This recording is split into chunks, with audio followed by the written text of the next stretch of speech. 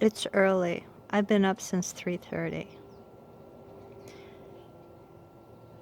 I've been on the computer looking at different things, and I looked out the window and the sun came up.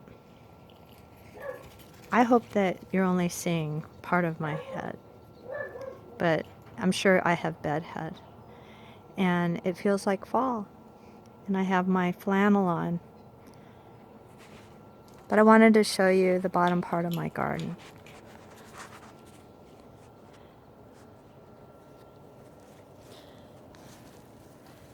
There's Scout. Hi, Scout. Do you have your ball? He's very hyper. So every morning I come out and I let one of my little chickens out. Hi, Hub. Want to come out here? No? You gonna come out? You gonna stay in? What do you want to do? I'll do whatever you want. Oh, never mind. She looks for mice. But I let one of my little chickens out. I used to have so many more, and for a variety of reasons, I've lost a lot of them. But this little frizzle, I let her out in the morning. She gets picked on, so she has her own little chalet. And then I leave some food out, and later on I'll let the bigger chickens out, which are only a few. I'm really sad because the bobcat killed chickens, coyotes have killed chickens, and the person I'm in a relationship with killed chickens. But I'm not going to get into that because we're here, and I really don't know what more to say about that. So I'm going to go ahead and just talk about the present at the moment. So I have places for my dogs. Lucy's in the house. She's much older. She's a border collie, and she's doing good, and I'm taking good care of her. Oops, there's some private business going on. But every morning, as I was saying, I get up and I take care of the dogs. I give medications to cats, and then I come outside and I feed the wild birds. I like wild birds. I love bird song. They do damage, and then it also attracts rodents and it attracts squirrels, which do damage. But for whatever reason, I continue to feel like I want to feed them because I just do. I don't have any reason other than I love the bird song and I love seeing the birds. But this is the bottom part of my gardening that I love to do. A bottom tier, a bottom level. And the tomatoes are starting to look haggard. These tomato plants did amazingly well. This was a yellow pear, like a cherry tomato type. And then I had beefsteak, and I had celebrity, and a variety of other ones. I got some more tomato plants at 99-cent store, and I planted them yesterday in these barrels. This barrel here has composting worms, and I feed them scraps, but these are just the worms that I feed. And then the soil that they have I'll remove and I'll put into these barrels here. Really good worm castings in their compost.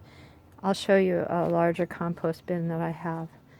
But I'll find stuff, like I said, at the 99-cent store, and I'll just get some random pots, which now these used to be at Lowe's. They're called growers pots.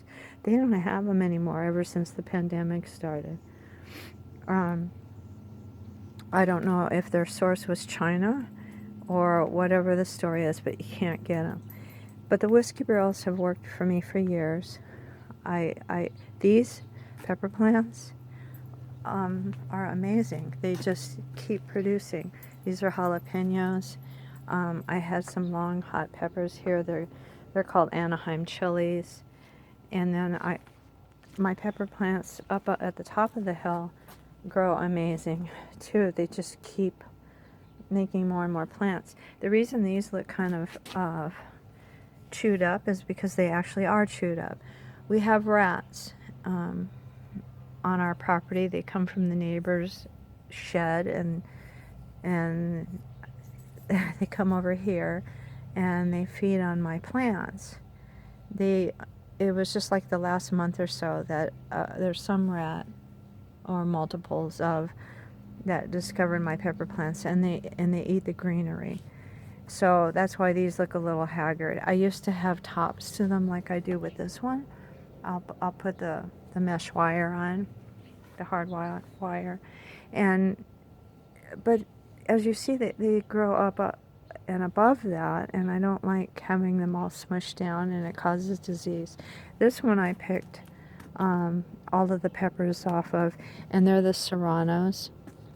They kind of like the jalapenos, but they're a little longer and thinner. And then I have all of these rose plants, which at some point I want to plant along the wall. And then I'll have herbs, but it's been years, by the way. So they yet remain in pots, kind of like in a nursery. And then I have herbs everywhere. I have chives and oregano, bee balm. I had leeks, and a variety of other things. On the other side of the wall, I'll have blackberries. I have a peach tree here that this got annihilated by a squirrel. They can't just go ahead and take a peach and walk away with it and eat it all the way down to the pit. No, they take like 3 bites out of each peach. And I really don't want to cut it away. No, it doesn't even get to get ripe. And they'll eat it. And then it rots, basically is what happens. But over here, where Scout is, I have these areas where I grow garlic. I do have to weed this. This has gotten out of control. And in between, there's, I need to trim back more oregano. I can even smell it. There's thyme in here. And then I've got some feverfew. These I just let go to flower. These were artichokes that they look really space-agey when they're flowers. And I'm hoping whatever's in them, if it's the seeds, this is actually a 3-year-old plant. And every year it gets more artichokes. I don't know how long they're going to grow. I haven't done the research on it. But I let it dry out, and then I'll cut it back, and I hope it'll come back again next year. But each one of these little mini raised beds will hold garlic. And I ordered some because the ones that I have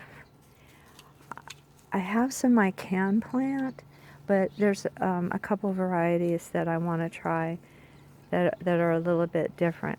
There's the hard neck and the soft neck varieties, and there's kinds that are hot, and there's Polish ones and what have you. And then I have grapevines that in the past I could get a whole lot of grapes from, but again, because I like the birds actually nest in them and they eat the grapes at the same time.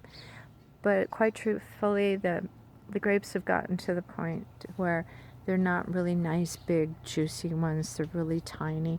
And when I used to have chickens that would come, I had another dog that didn't harm my chickens. Scout, I'm afraid, would kill my chickens. So they're isolated into a different area.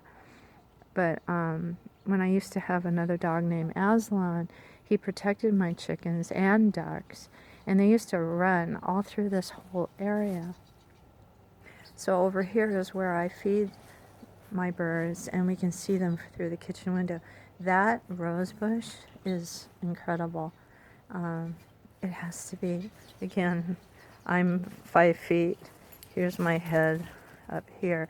It's got to be 6-7 feet tall. But I'm gonna, there's my food, and I'm gonna feed the birds. I do it every morning. These 2 red roses here, I bought, and their names are something like in remembrance or remembering you, or some name of that sort. And my dog, I'm gonna cry. I feel really bad.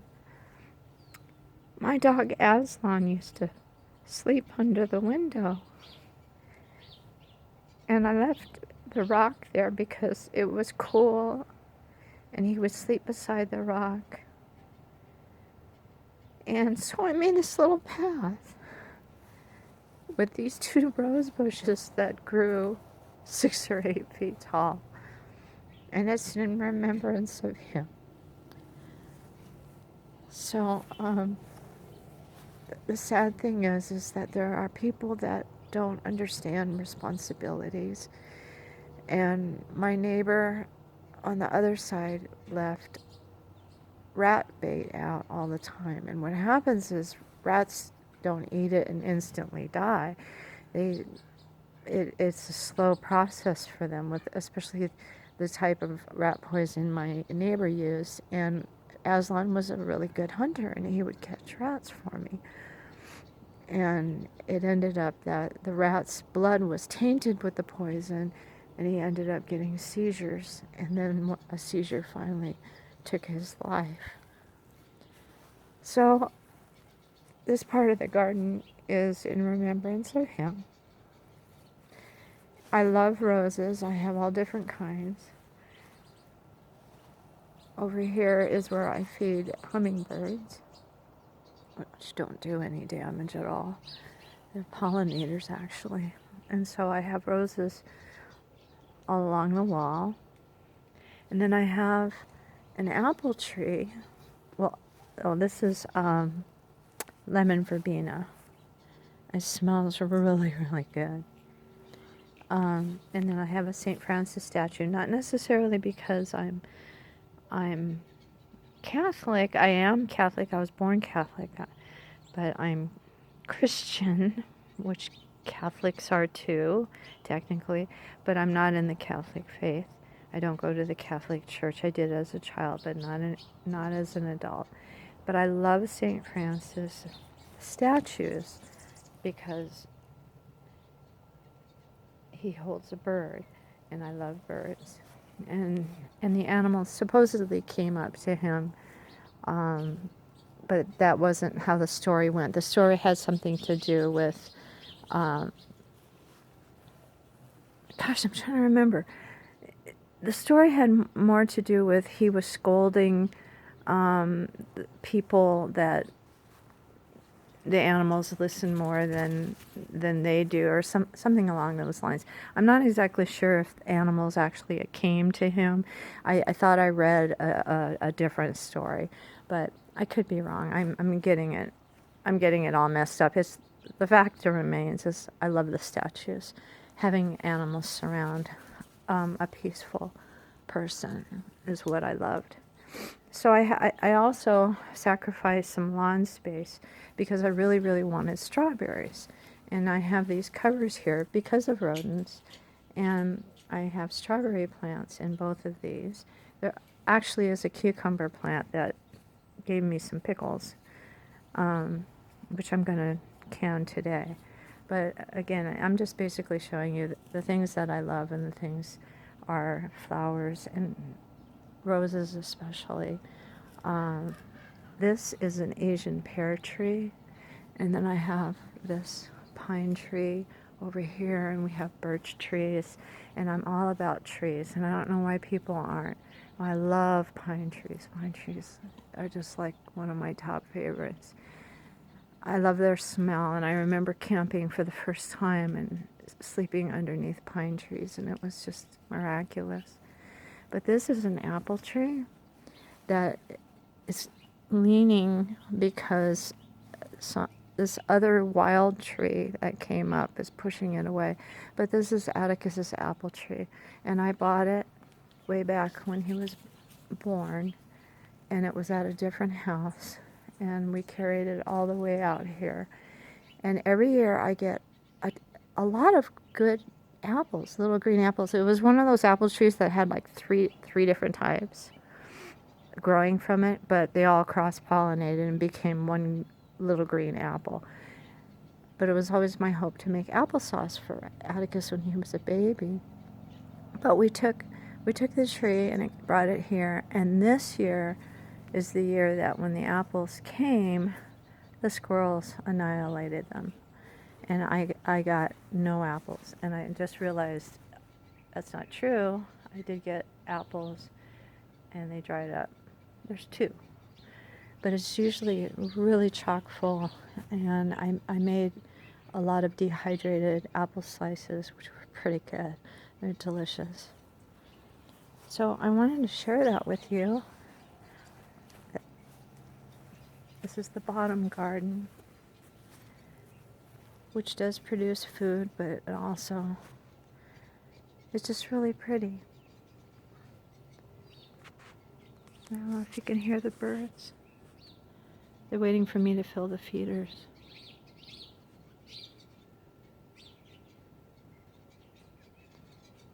So I'm going to get started.